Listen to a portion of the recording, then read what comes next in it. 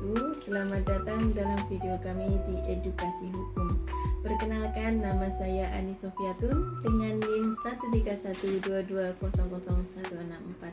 Pada video ini kami akan membahas tahapan proses dalam persidangan di pengadilan agama, yaitu mulai dari tahap pengajuan, gugatan sampai pada putusan pengadilan agama. Materi ini kami buat sebagai bagian dari tugas mata kuliah PLKH Peradilan Agama yang diampu oleh Ibu Megawati Ambarawati SHMH. Pengadilan Agama adalah salah satu peradilan khusus di bawah Mahkamah Agung Republik Indonesia sebagai lembaga peradilan yang melayani masyarakat beragama Islam. Pengadilan Agama memegang peran penting dalam menyelesaikan berbagai persoalan hukum keluarga dan harta kekayaan yang diatur berdasarkan hukum Islam. Kehadiran lembaga ini memastikan bahwa hak-hak para pihak yang bersengketa dapat dilindungi secara adil sesuai dengan ajaran agama dan peraturan perundang-undangan yang berlaku.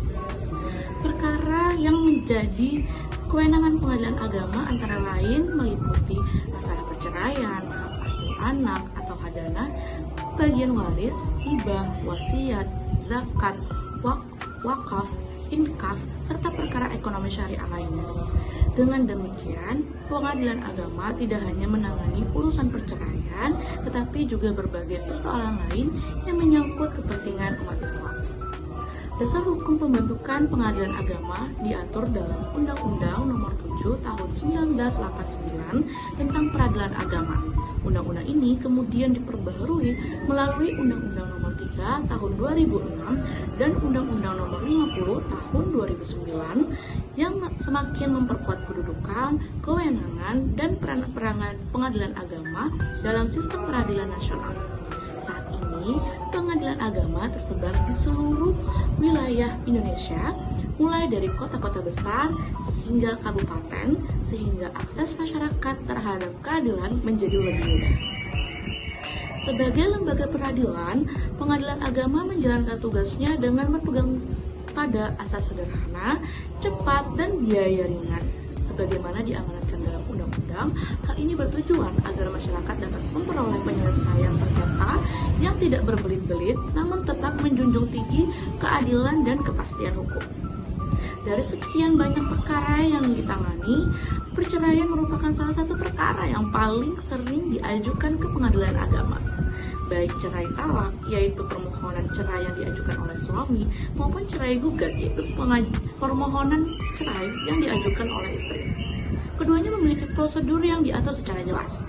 Dalam video ini, kita akan mengikuti tahapan-tahapan penyelesaian perkara perceraian di pengadilan agama, mulai dari pendaftaran, mediasi, pemeriksaan perkara, hingga pembacaan putusan. Mari kita simak bersama bagaimana proses ini berlangsung sebagai wujud dari pelayanan peradilan yang menjunjung tinggi keadilan dan nilai-nilai syariat Islam. Perkenalkan, nama saya Bella Mayasari, NIM 13122000048. Selanjutnya, pada segmen kedua ini saya akan menjelaskan pada bagian tahap persidangan. Tahap persidangan ini, tahap pertama adalah pengajuan gugatan yang dilakukan oleh pihak penggugat.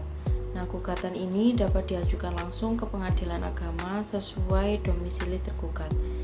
Setelah penggugat menyiapkan surat gugatan beserta dokumen pendukung seperti surat nikah, KTP, dan alasan gugatan, maka selanjutnya adalah mendaftarkan gugatan ke pengadilan agama sesuai domisili tergugat. Jadi proses pendaftaran ini tuh nggak harus datang ke pengadilan, tapi penggugat itu juga bisa daftar melalui online dari aplikasi e-court atau gugatan mandiri. Nah, di sana kalaupun datang ke pengadilan itu juga bisa, kita nggak daftar mandiri, jadi di sana tuh nggak bingung karena ada petugasnya yang akan memeriksa kelengkapan berkas yang diajukan. Nah, kalau misalnya berkas dan persyaratannya itu udah lengkap, petugas akan mendaftarkan perkara dan memberikan nomor perkara sebagai tanda bahwa gugatan telah resmi terdaftar.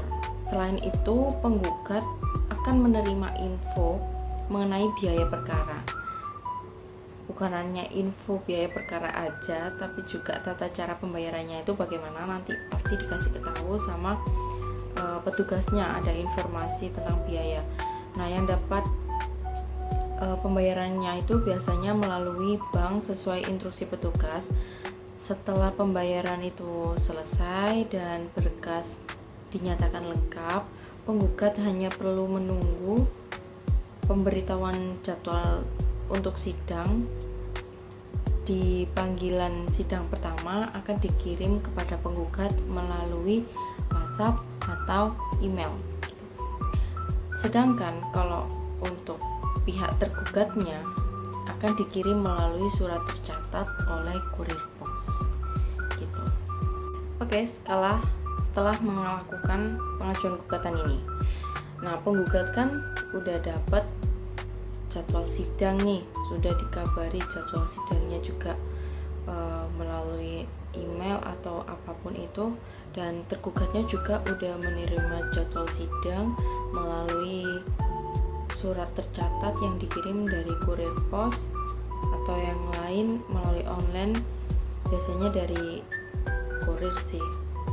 Terus ada penetapan hari sidang dan pemanggilan. Nah, penetapan hari sidang dan pemanggilan ini Ketua Majelis Hakim ini udah menetapkan hari sidang pertama. Jadi panggilan disampaikan oleh jurusita kepada para pihak sesuai ketentuan hukum acara peradilan agama.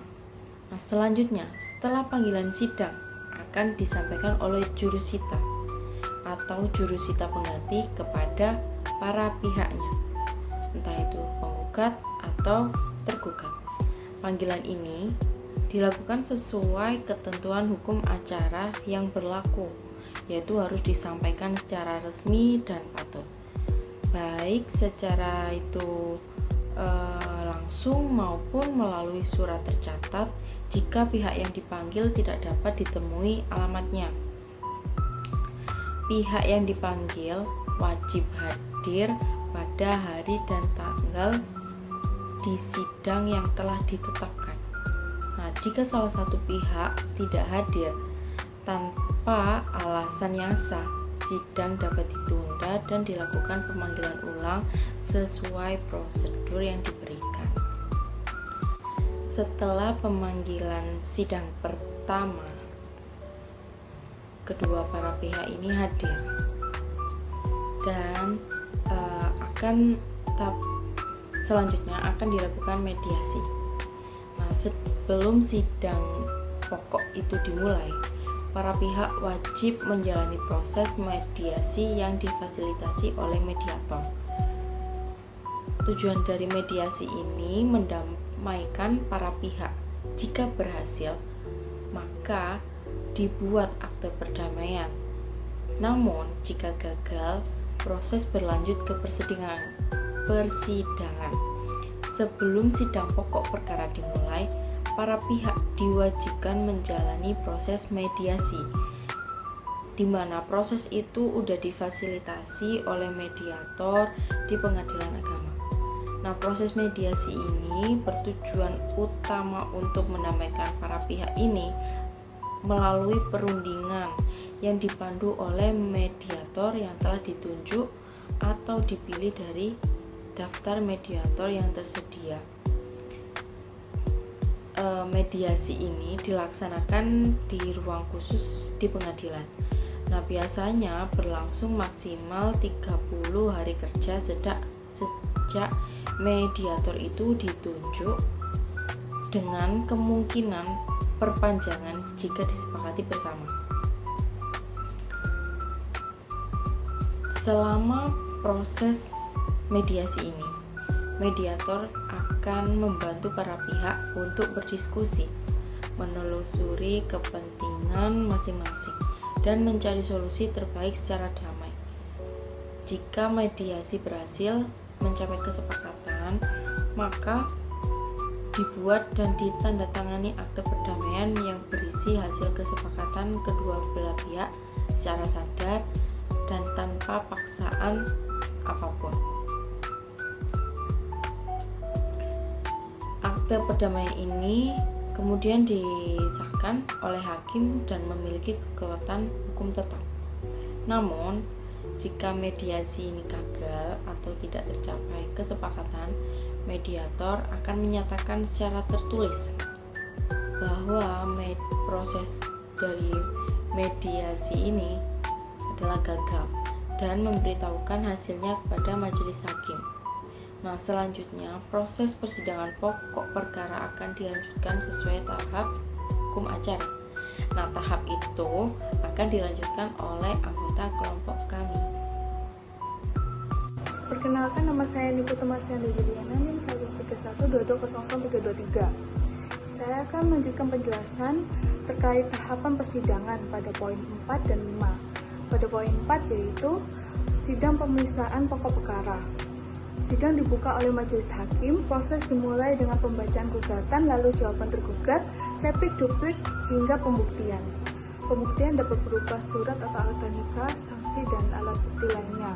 Setelah semua bukti telah diajukan dan saksi telah diperiksa, lalu sidang masuk tahap kesimpulan. Poin kelima, pembacaan putusan. Majelis hakim akan mempertimbangkan seluruh fakta dan bukti untuk merumuskan putusan. Putusan akan dibacakan dalam sidang terbuka untuk umum. Jika salah satu pihak tidak puas, dapat mengajukan banding dalam waktu 14 hari. Proses persidangan di pengadilan agama tidak hanya sekedar formalitas hukum, melainkan juga menjadi sarana penyelesaian konflik secara adil dan bermartabat. Pengadilan agama berfungsi untuk menegakkan keadilan bagi masyarakat muslim dalam berbagai urusan keperdataan, seperti perceraian, waris, wakaf, dan sebagainya. Oleh karena itu, memahami alur dan hak-hak dalam setiap tahap sidang sangat penting bagi para pihak yang terlibat. Selain sebagai sarana penegakan hukum, pengadilan juga menjadi tempat di mana nilai-nilai keadilan, kesetaraan, dan perlindungan terhadap pihak yang lemah untuk ditegakkan. Baik, perkenalkan, nama saya Khulfatul Mayasari dengan NIM 13122000044. Di sini saya akan menjelaskan pada tips dan pesan moral terkait video edukasi proses persidangan di pengadilan agama dari gugatan hingga putusan. Pada segmen 4 ini dalam menghadapi perkara di pengadilan agama, penting bagi masyarakat untuk tetap bersikap tenang dan memahami posisi hukumnya.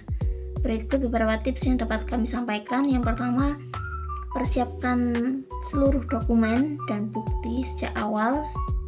Yang kedua, pahami isi gugatan atau jawaban secara menyeluruh. Yang ketiga, hormati setiap proses persidangan dan hadir tepat waktu.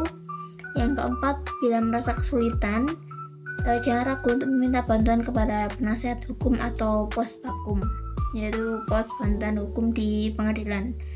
Proses hukum bisa terasa rumit, namun dengan pemahaman yang baik, masyarakat dapat memperjuangkan haknya secara sah dan konstitusional.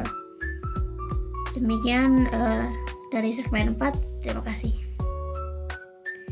Demikianlah video edukasi mengenai tahapan persidangan di pengadilan agama dari pengajuan gugatan hingga putusan.